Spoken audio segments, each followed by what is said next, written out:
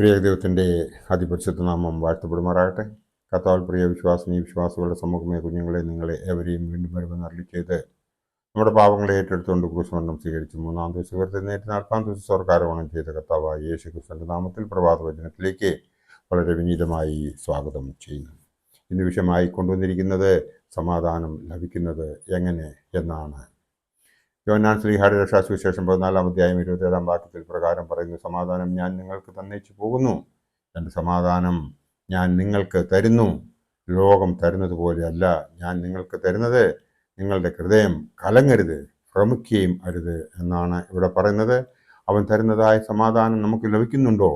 ഇല്ല എങ്കിൽ എന്തുകൊണ്ട് ലഭിക്കുന്നില്ല എന്ന് നമ്മുടെ ഓരോ ദിവസത്തെ ദൈനംദിന പ്രവർത്തനങ്ങളിലൂടെ നാം അതിനെ ശരിയായ രീതിയിൽ അനലൈസ് ചെയ്യുകയാണ് എങ്കിൽ നമുക്കത് വളരെ കൃത്യമായിട്ട് മനസ്സിലാകും എന്നുള്ളതിന് യാതൊരു സംശയവുമില്ല.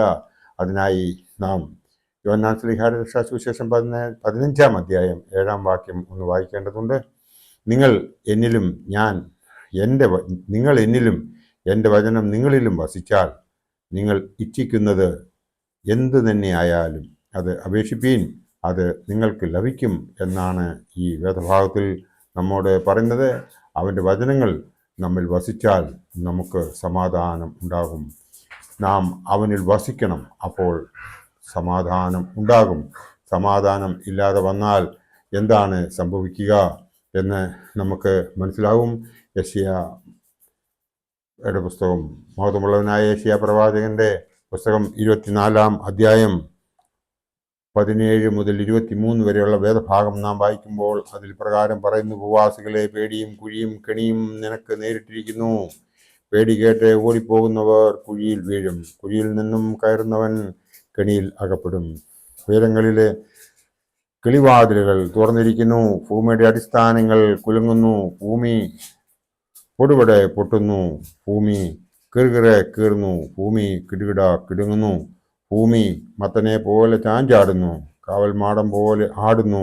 അതിൻ്റെ അകൃത്യം അതിന്മേൽ ഭാരമായിരിക്കുന്നു, അത് വീഴും, എഴുന്നേൽക്കുകയുമില്ല. എന്നാൽ യഹോവ ഉയരങ്ങളിൽ ഉന്നതന്മാരുടെ സൈന്യത്തെയും ഭൂമിയിൽ ഭൂപാലകരെയും സന്ദർശിക്കും. കുണ്ടറയിൽ വിലങ്ങുകാരെ പോലെ അവരെ ഒന്നിച്ചു കൂട്ടി കാരാഗ്രഹത്തിൽ അടയ്ക്കുകയും ഏറിയ നാൾ കഴിഞ്ഞിട്ട് അവരെ സന്ദർശിക്കുകയും ചെയ്യും. സൈന്യങ്ങളുടെ യഹോവ സിയോൻ പർവ്വതങ്ങളിലും യെരൂശലേമിലും വാഴുകയാലും അവൻ്റെ മൂപ്പന്മാരുടെ മുമ്പിൽ തേജസ് ഉണ്ടാകിയാലും ചന്ദ്രൻ നാണിക്കുകയും സൂര്യൻ ലജ്ജിച്ചു പോവുകയും ചെയ്യും എന്നാണ് ഇവിടെ പറഞ്ഞിരിക്കുന്നത്. ഇവിടെ നാം എന്താണ് ഈ വേദഭാഗത്തു നിന്നും മനസ്സിലാക്കുന്നത്? നാം ദൈവത്തിൻ്റെ മക്കൾ ആയി ജീവിക്കുന്നുവെങ്കിൽ പേടിക്കേണ്ട ആവശ്യമില്ല എന്നതാണ്. പേടി കേട്ട് ഓടിപ്പോകുന്നവൻ കുഴിയിൽ വീഴും, കുഴിയിൽ നിന്ന് കയറുന്നവൻ കെണിയിൽ അകപ്പെടും. ഉയരങ്ങളിൽ കിളിവാതിൽക്കൽ തുറന്നിരിക്കുന്നു, ഭൂമിയുടെ അടിസ്ഥാനം കുലുങ്ങുന്നു, ഭൂമി പൊടുന്നനെ പൊട്ടുന്നു. അപ്പോൾ സംഭവിക്കുന്നത് നമുക്ക് എല്ലാവർക്കും അറിയാം എന്താണ് സംഭവിക്കുന്നതെന്ന്. ഇപ്പോൾ നമ്മുടെ പ്രാന്തപ്രദേശങ്ങളിലൊക്കെയും സംഭവിക്കുന്ന കാര്യങ്ങൾ നമ്മൾ മനസ്സിലാക്കുമ്പോൾ അതിൽ നിന്നൊക്കെയും നമുക്ക് മനസ്സിലാക്കാവുന്നത് ദൈവത്തിനെ അറിയാത്ത ഒരു ജനത ഇപ്പോൾ നമ്മുടെ ഈ ലോകത്ത് ദൈവത്തിൻ്റെ സ്വന്തം നാട്ടിൽ ജീവിക്കുവാൻ തുടങ്ങി എന്നുള്ളതാണെന്നുള്ളതിന് യാതൊരു സംശയവുമില്ല. സമാധാനം ഇല്ലാത്ത വീട്ടിൽ സാത്താൻ്റെ നായകത്വം ആരംഭിക്കുന്നുവെന്ന് നമുക്കേവർക്കും അറിയാം. കലഹം തുടങ്ങുന്നു, അത് വീടിനെയും വീട്ടുകാരെയും നശിപ്പിക്കുമെന്നും നമുക്ക് ഏവർക്കും അറിയാം. പരിശുദ്ധനായ പൗലോസ് ശ്ലീഹാ തീമോത്തിയോസിന് എഴുതിയ 2-ാം ലേഖനം 3-ാം അധ്യായം 1 മുതൽ 5 വരെയുള്ള വേദഭാഗം വായിക്കുമ്പോൾ നമുക്കതിൽ മനസ്സിലാക്കുന്നത്: അധികാലത്ത് ദുർഘട സമയങ്ങൾ വരും എന്നറിയുക.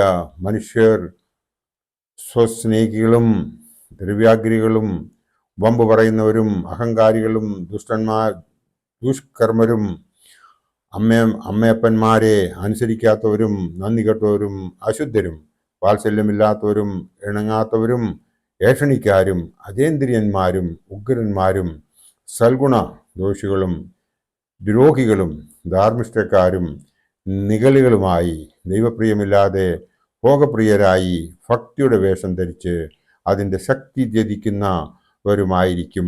അങ്ങനെയുള്ളവരെ വിട്ടൊഴിയുക എന്നാണ് ഈ വേദഭാഗ്യം നമ്മെ ഉദ്ബോധിപ്പിക്കുന്നത്. നമുക്ക് ഇതിൽ നിന്നൊക്കെയും മനസ്സിലാക്കുവാൻ സാധിക്കുന്നത് എന്താണ്? സമാധാനം നമുക്ക് കൈവരണം.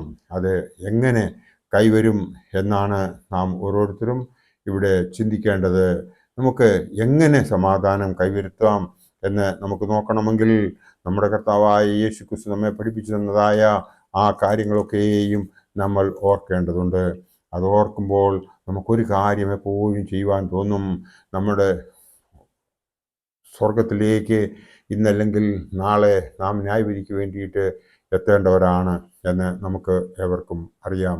അതായത് നമ്മൾ സാധാരണ ഒരു മരിച്ച വീട്ടിൽ ചെല്ലുമ്പോൾ അല്പനേരത്തേക്കെങ്കിലും നമ്മുടെ മനസ്സിൽ ചിന്ത വരുന്നത് ജനനത്തെക്കുറിച്ചും ജീവിതത്തെക്കുറിച്ചും മരണത്തെക്കുറിച്ചും പുനരുദ്ധാനത്തെക്കുറിച്ചും ന്യായവിധിയെക്കുറിച്ചും ഒക്കെ നമുക്ക് ഓർമ്മ വരും.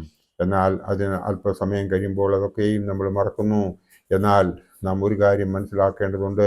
ഈ ലോകത്തിൽ നമുക്ക് ജീവിക്കണമെന്നുണ്ടെങ്കിൽ എപ്പോഴും ഹല്ലേലൂയ പറഞ്ഞുകൊണ്ട് ജീവിക്കണം.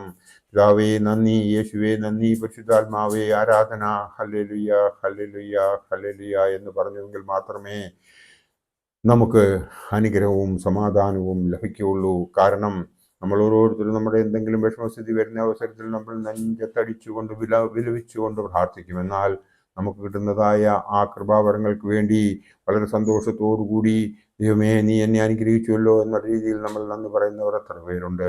അതിനാണ് എപ്പോഴും നമ്മൾ ഹല്ലേലൂയ പറഞ്ഞുകൊണ്ട് നടക്കണം എന്ന് നമ്മുടെ പിതാക്കന്മാർ നമ്മെ പഠിപ്പിച്ചിരിക്കുന്നത്. സമാധാനം സ്വയമേ നമ്മുടെ ഭവനങ്ങളിലേക്ക് വ്യക്തികളിലേക്ക് കടന്നു വരണമെന്നുണ്ടെങ്കിൽ ദൈവം നമ്മളെ ഓരോരുത്തരെയും കാണിച്ചു തന്നതായ ആ പാതയിലൂടെ ജീവിച്ച് അവൻ നമ്മെ പറഞ്ഞു മനസ്സിലാക്കിയതായ രീതിയിൽ നാം ജീവിക്കുന്നുവെങ്കിൽ അതൊക്കെയും നമുക്ക് ലഭിക്കും എന്നുള്ളതിന് യാതൊരു സംശയവുമില്ല. നമ്മുടെ ഒരു കാര്യം നാം മനസ്സിലാക്കണം. നമ്മുടെ ശരീരം ഇവിടെ തീരും. അതായത് ദേഹം, ദേഹി, ആത്മാവ് എന്നത് ദേഹവും ദേഹിയും ഇവിടെ തീരും. ആത്മാവിൻ്റെ നിക്ഷേപം സ്വർഗത്തിലില്ല എങ്കിൽ ഇവിടെ ദാരിദ്ര്യം അനുഭവിക്കുന്ന മനുഷ്യൻ്റെ അവസ്ഥയായിരിക്കും നാം അവിടെ ചെന്ന് കഴിയുമ്പോൾ.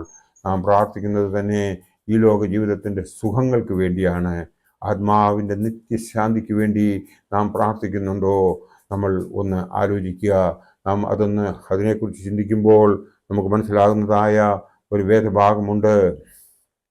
മനുഷ്യൻ്റെ ആയുസ് പുല്ലുപോലെയാകുന്നു, വയലിലെ പൂ പോലെ അത് പൂക്കുന്നു. കാറ്റ് അതിന്മേലടിക്കുമ്പോൾ അത് ഇല്ലാതെ പോകുന്നു, അതിൻ്റെ സ്ഥലം പിന്നെ അതിനെ അറിയുന്നതുമില്ല. ഇതൊക്കെയും നാം മനസ്സിലാക്കുന്നുവെങ്കിൽ ഒരു മനുഷ്യൻ്റെ ആയുസ് എന്ന് പറയുന്നത് 70 ഏറെയായാൽ 80 മാത്രം, അതിൽ കൂടിയാൽ അതിൽ നമുക്ക് കഷ്ടങ്ങൾ മാത്രമെന്ന് നമ്മളോട് മോശ എഴുതിയ സങ്കീർത്തനത്തിൽ പറഞ്ഞിരിക്കുന്നത് നാം ഓരോരുത്തരും വായിക്കുന്നുണ്ട്. പക്ഷേ അത് നമ്മൾ ഗ്രഹിക്കുന്നുണ്ടോ എന്ന് നമ്മളോട് തന്നെ ചോദിക്കേണ്ട സമയം കഴിഞ്ഞിരിക്കുന്നു.